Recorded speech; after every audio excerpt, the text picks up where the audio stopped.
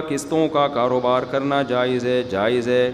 Doctor اسرار احمد صاحب نے کہا ہے کہ یہ سود ہے نہیں۔ ڈاکٹر اسرار احمد صاحب ہمارے لیے بہت قابل احترام رحمہ اللہ تعالی، لیکن وہ مفتی نہیں تھے۔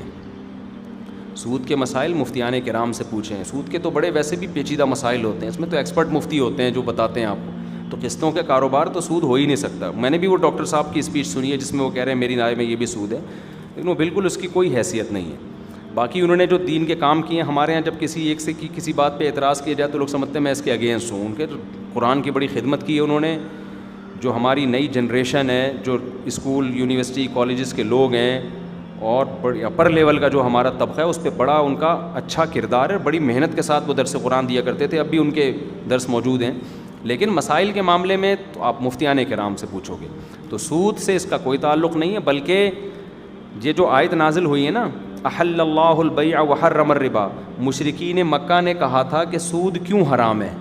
وہی پوچھا نا انہوں نے شیطان والا کام کہ کیوں حرام ہے؟ انہوں نے کہا جب قسطوں پہ ہم یعنی خرید و فروخت جب ہم کرتے ہیں تو اس میں بھی تو پروفٹ ہوتا ہے ہمارا۔ تو وہاں بہت سے مفسرین نے لکھا ہے کہ وہاں بیع سے ان کی مراد ہی قسطوں والی خرید و فروخت، کہ قسطوں پہ جب ہم چیز لیتے ہیں تو اس میں پروفٹ، جب ہم چیز بیچتے ہیں قسطوں پہ ادھار پہ تو ہم اپنا مارجن کیا رکھتے ہیں؟ زیادہ۔ تو سود میں بھی تو یہی ہے، تو فرق کیسے ہو گیا؟ تو اسی کے جواب میں قرآن نے کہا کہ بھئی فرق یہ ہے کہ حل اللہ البیع، اس خرید و فروخت کو اللہ نے حلال رکھا ہے اور اس کو کیا رکھا ہے؟ حرام رکھا ہے۔ تو کسی بھی چیز کی کیش پیمنٹ کم اور ادھار پہ اس کی پیمنٹ زیادہ ہو سکتی ہے، شرعاً جائز ہے۔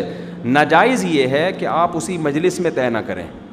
دیکھو ایک چیز میں اپنا موبائل میں بیچتا ہوں، میں کہتا ہوں بھائی یہ کیش پہ 1 لاکھ کا ہے اور قسطوں پہ 1.5 لاکھ کا۔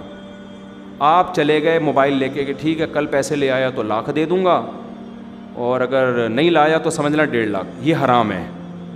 اسی وقت طے کرو کہ 1 لاکھ والی پیمنٹ پہ لوگے یا 1.5 لاکھ والی، اسی وقت طے کرو۔ اور جو ایک دفعہ طے ہو گئی اب اس میں کمی بیشی نہیں ہو سکتی۔ مثال کے طور پر آپ نے کہا میں 1.5 لاکھ والی پیمنٹ پہ سودا کر رہا ہوں اور میں 1 سال میں پیمنٹ دوں گا۔ میں نے کہا جی ٹھیک ہے موبائل لے جا بھائی، ضمانت کے طور پہ کوئی بھی ڈاکومنٹ جمع کرا دو، 1.5 لاکھ لے آنا۔ کل آپ آئے کہہ رہے ہیں یار ایسا کر یہ 1 لاکھ پکڑ اور باقی قسطیں معاف کر۔ اب نہیں ہو سکتا، سمجھ رہے ہو؟ اب اگر جلدی دی تو اس کی بیس پہ ڈسکاؤنٹ نہیں ہو سکتا، دیر کی تو قیمت میں اضافہ نہیں ہو سکتا۔ مثال کے طور پر سال کے بعد بھی ابھی تک نہیں دی، اب میں کہوں اب بھائی سال کے بعد جتنی تاخیر ہوگی نا پینلٹی لگنا شروع ہوگی، یہ کیا ہے؟ ناجائز ہے، بشرطے کہ وہ پینلٹی آپ کے پروفٹ کا حصہ ہو۔ سمجھتے ہو؟ تو یہ ناجائز ہو۔